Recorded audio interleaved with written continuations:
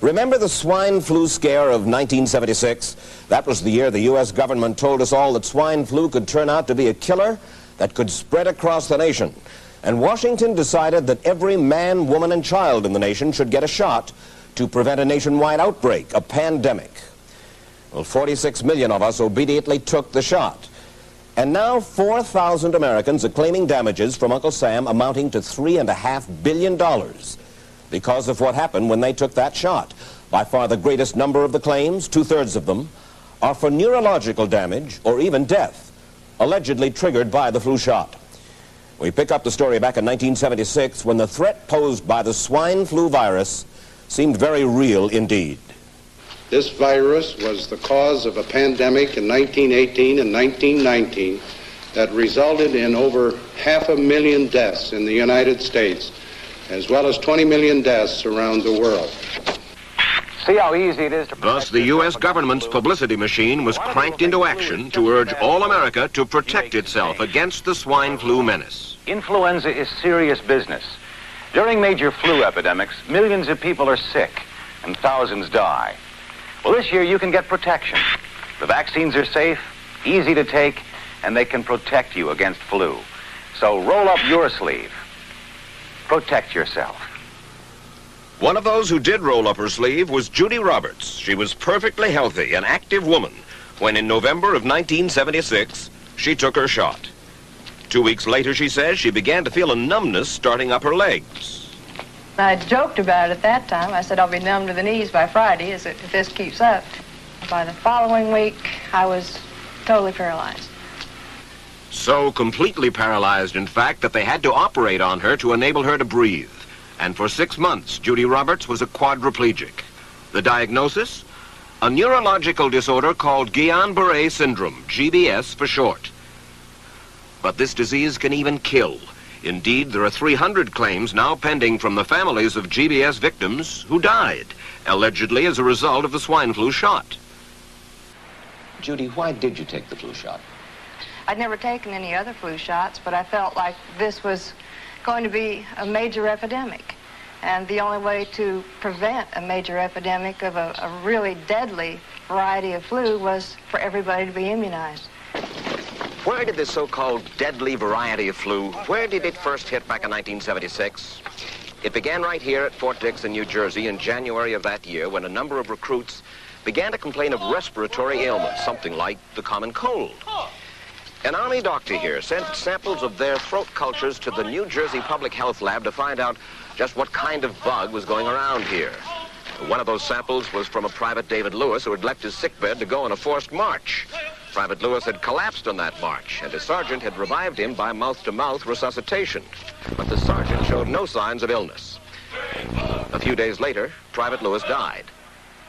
If this disease is so potentially fatal that it's going to kill a young, healthy man, a middle-aged school teacher doesn't have a prayer. The New Jersey lab identified most of those soldiers' throat cultures as the normal kind of flu virus going around that year, but they could not make out what kind of virus was in the culture from the dead soldier and from 4 others who were sick. So they sent those cultures to the Federal Center for Disease Control in Atlanta, Georgia for further study. A few days later, they got the verdict, swine flu. But that much publicized outbreak of swine flu at Fort Dix involved only Private Lewis, who died, and those 4 other soldiers who recovered completely without the swine flu shot. If I had known at that time that the boy had been in a sick bed, got up, went out on a forced march, and then collapsed and died, I would never have taken the shot. Dr. David Senser, then head of the CDC, the Center for Disease Control in Atlanta, is now in private industry. He devised the swine flu program, and he pushed it. You began to give flu shots to the American people in October of '76. October 1st. By that time, how many cases of swine flu around the world had been reported? There had been several reported, but none confirmed. There had been cases in Australia that were reported by the press, by the news media. There were cases in... None confirmed. Did you ever uncover any other outbreaks of swine flu anywhere in the world? No. Now, nearly everyone was to receive the shot in a public health facility where a doctor might not be present. Therefore, it was up to the CDC to come up with some kind of official consent form, giving the public all the information it needed about the swine flu shot. This form stated that the swine flu vaccine had been tested. What it didn't say was that after those tests were completed, the scientists developed another vaccine. And that was the one given to most of the 46 million who took the shot.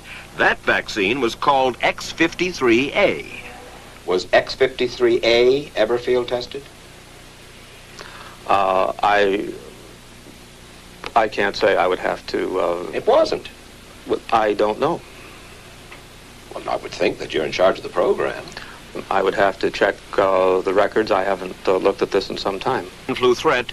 Dr. Sensor's CDC also helped create the advertising to get the public to take the shot.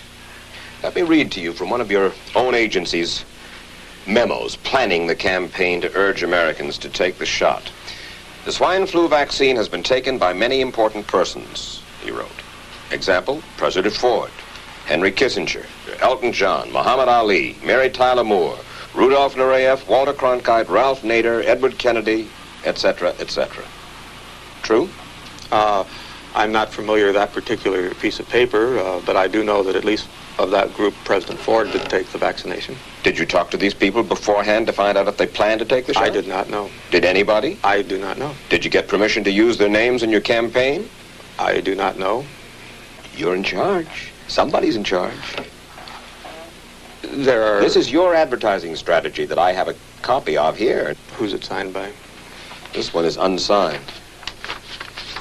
But you'll acknowledge that it was your baby, so to speak. It could have been from Department of Health, Education, and Welfare. It could be from CDC. I don't know.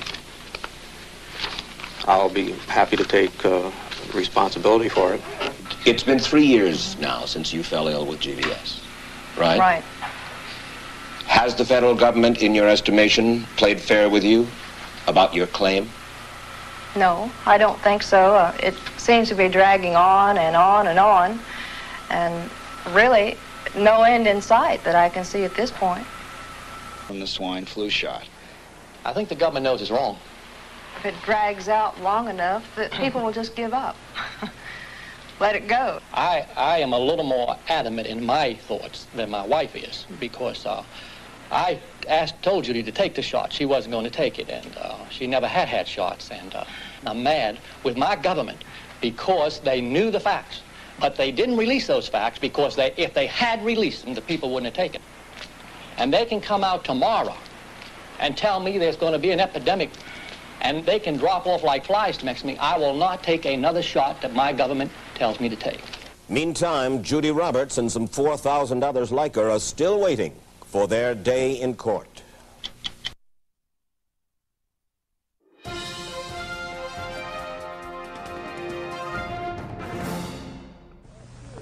I don't need another flu shot. I had a flu shot last year. A swine flu epidemic may be coming. Swine flu shot? Well, I don't know. I've been thinking about it. It could make you very sick. Swine flu? Man, I'm too fast to let it catch me. You'll want to be protected. I'm the healthiest 55-year-old you ever seen. Hey, I play golf every weekend. Get a shot of protection. The swine flu shot.